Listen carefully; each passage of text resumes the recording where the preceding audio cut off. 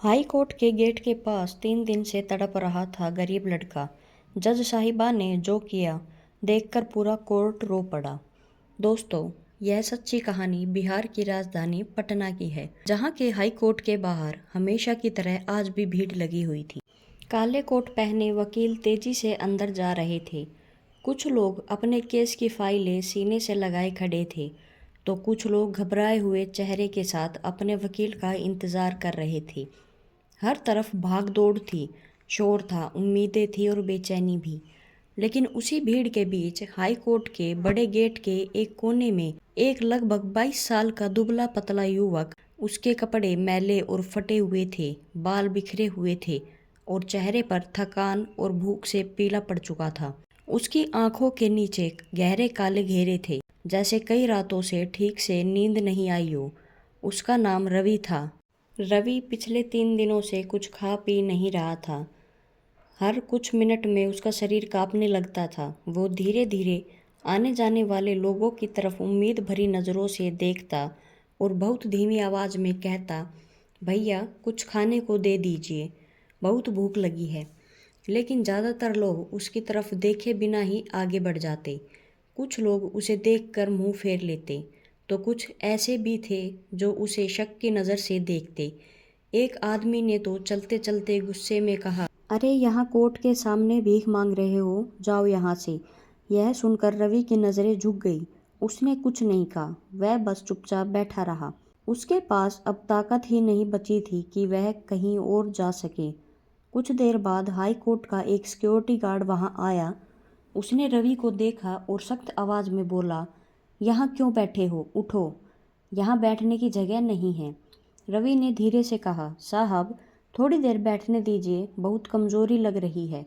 लेकिन गार्ड को शायद जल्दी थी। उसने हाथ से इशारा करते हुए कहा, चलो हटो यहाँ से। रवि किसी तरह उठकर गेट से थोड़ा दूर जाकर बैठ गया। अब उसके सामने सड़क थी और लोगों की भीड़ थी, लेकिन किसी को भी उसकी हालत पर ध्यान देने की फुर्सत नहीं थी।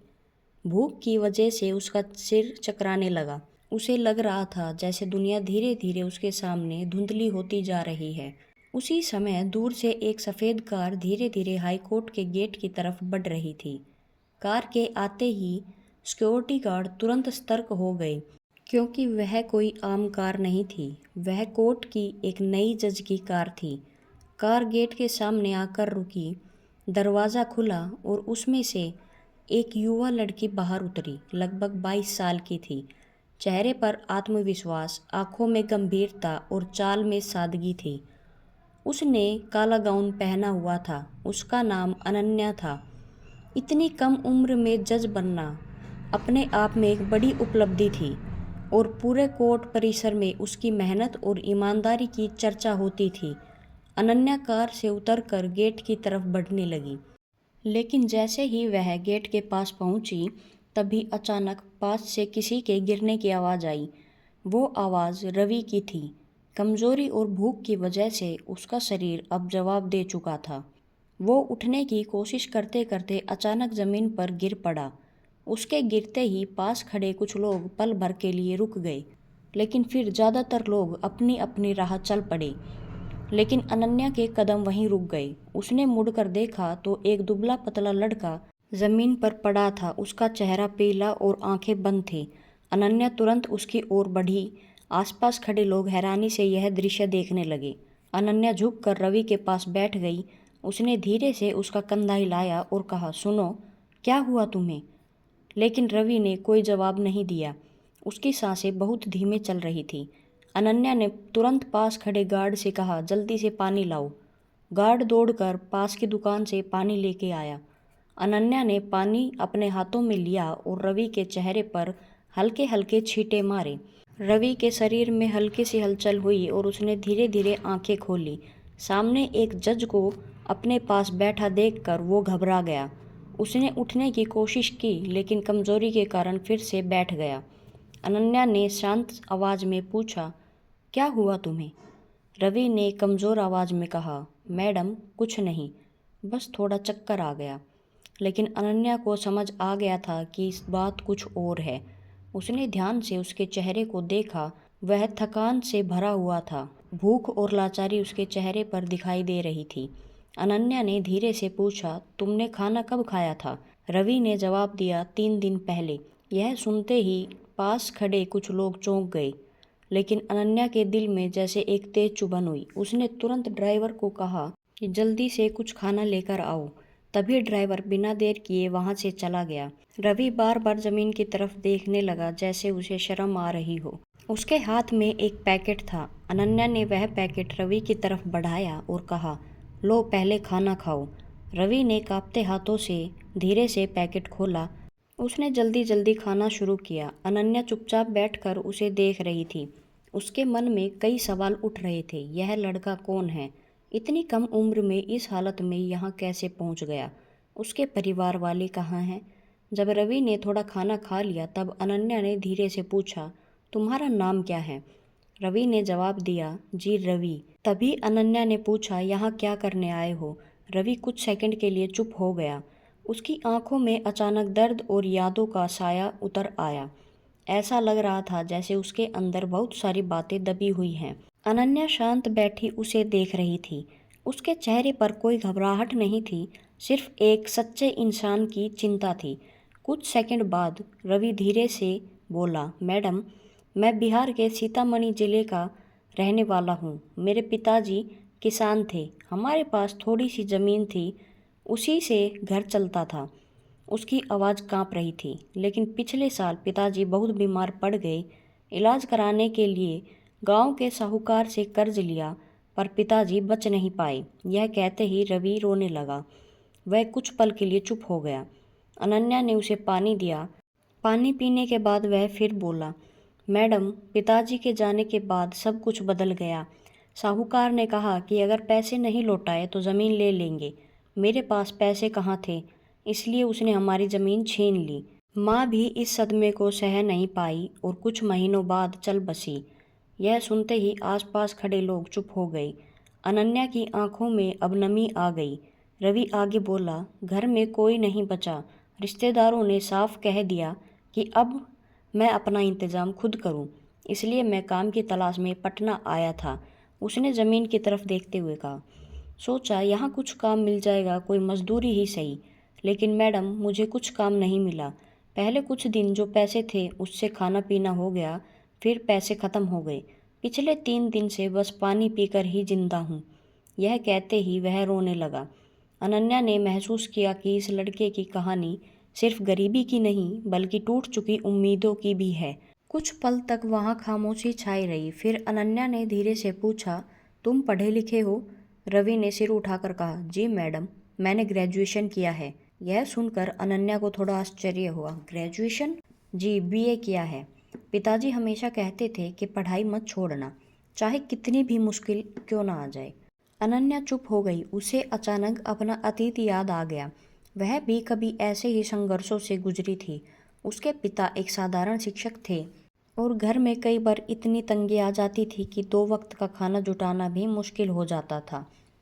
लेकिन उसके पिता हमेशा कहते थे, बेटी, पढ़ाई कभी मत छोड़ना। शायद उसी विश्वास ने उसे यहाँ तक पहुँचाया। अनन्या की नज़र फिर रवि पर गई। वह अभी भी जमीन की तरफ देख रहा था। अनन्या ने धीरे से पूछा, तुम्हें किस तरह का काम चाहिए? रवि ने कहा, मैडम, कोई भी काम मिल जाए कर लूँगा, बस 2 वक्त की रोटी मिल जाए और रहने की जगह। अनन्या कुछ देर तक सोचती रही। फिर उसने अचानक कहा, अगर मैं तुम्हें एक मौका दूं तो तुम मेहनत करोगे? रवि ने तुरंत सिर हिलाया। उसकी आंखों में अब हल्की सी उम्मीद दिखाई देने लगी। मैडम, मैं दिनहेरा मेहनत करूंगा। अनन्या ने हल्की मुस्कान के साथ कहा, ठीक है। पास खड़े गार्ड और ड्राइवर यह सब देखकर हैरान थे। उन्हें समझ नहीं आ रहा था कि जज मैडम इस अनजान लड़के के लिए इतना क्यों सोच रही है। अनन्या ने अपने ड्राइवर से कहा, इसे पास के गेस्ट हाउस ले जाइए। पहले इसे आराम करने दीजिए, फिर शाम को बात करते हैं। रवि को अपनी किस्मत पर विश्वास ही नहीं हो रहा था। कुछ देर पहले तक जो लड़का सड़क पर भूख से तड़प रहा था, अब वही लड़का एक जज की मदद से सुरक्षित जगह पर जा रहा है। वहाँ खड़े लोग हैरानी से देखने लगे। रवि ने कहा, मैडम, अगर आज आप नहीं होती तो मैं जिंदा नहीं बचता। अनन्या ने शांत स्वर में कहा, मैंने सिर्फ इंसानियत निभाई है। ड्राइवर उसे लेकर वहां से चला गया। अनन्या कुछ देर वहीं खड़ी रही। उसके मन में कई विचार चल रहे थे। वह जानती थी कि किसी की जिंदगी बदलना आसान नहीं होता, लेकिन कभी कभी एक छोटा सा कदम भी किसी के लिए नई शुरुआत बन सकता है। कोर्ट का काम पूरा करके जब अनन्या शाम को गेस्ट हाउस पहुंची तो रवि वहां बैठा हुआ था। उसने साफ कपड़े पहने हुए थे जो ड्राइवर ने उसे दिलवाए थे। अब वह बेहतर दिख रहा था। जैसे ही उसने अनन्या को देखा वो तुरंत खड़ा हो गया। उसकी आंखों में सम्मान और कृतज्ञता दोनों थे। अनन्या ने कुर्सी पर बैठते हुए कहा, रवि, मैंने तुम्हारे बारे में थोड़ा सोचा है। रवि ध्यान से उसकी तरफ देखने लगा। अगर तुम सच में मेहनत करना चाहते हो तो मैं तुम्हें एक छोटी सी नौकरी दिला सकती हूँ। सच में मैडम? अनन्या ने हाँ में सिर हिलाया। लेकिन एक शर्त है। रवि थोड़ा घबरा गया।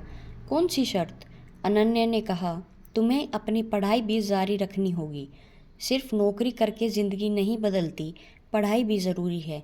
कुछ सेकंड के लिए वह चुप रहा। शायद उसने कभी सोचा नहीं था कि कोई उससे यह बात कहेगा। फिर उसने दृढ़ आवाज़ में कहा, मैं वादा करता हूँ मैडम, मैं मेहनत करूँगा। अनन्या ने हल्की मुस्कान के साथ कहा, ठीक है। लेकिन उसी समय उसे अचानक एक सवाल पूछा, रवि, तुम्हारे पिताजी का नाम क्या था? रवि ने बिना सोचे जवाब दिया, रामेश्वर प्रसाद। यह सुनते ही अनन्या के चेहरे का रंग बदल गया। क्या तुम्हारे पिताजी का नाम रामेश्वर प्रसाद था, जो 10 साल पहले दरभंगा के पास वाले गांव में रहते थे? रवि हैरान होकर देखने लगा। अनन्या की आंखों से अचानक पुरानी यादों की तस्वीरें तैरने लगी। वह बिल्कुल चुप बैठी रही। रवि समझ नहीं पा रहा था आखिर उसके पिताजी का नाम सुनकर अनन्या इतनी भावुक क्यों हो गई।